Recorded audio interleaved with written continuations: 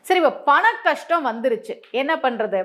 நமக்கெல்லாம் கையில மருதாணி வைக்கணும்னு சொன்னாங்களே. ஏன் தெரியுமா? மருதாணின்றது சுக்கிரன்.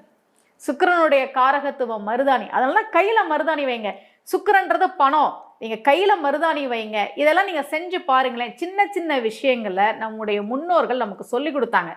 பணத்த மதிக்கணும். மனைவிய அடிக்கக்கூடாது. கையில மருதாணி வச்சுக்கோங்க. ஏன்னா, அது சுக்கிரனுடைய காரகத்துவம். அது செல்வத்தை உங்ககிட்ட கொண்டு வந்து சேர்க்கும். அப்படிலாம் நமக்கு வழிமுறைகள பெரியோர்கள் சொல்லி வச்சாங்க.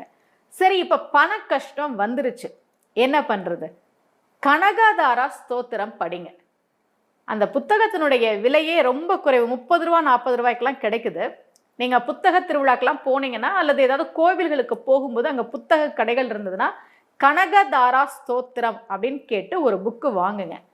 அது சமஸ்கிருதத்துல இருக்கும். தமிழ்ல இருக்கும். ஆனா சமஸ்கிருதத்துல இருக்கிற ஸ்லோகத்த தமிழ்ல எழுதியிருப்பாங்க.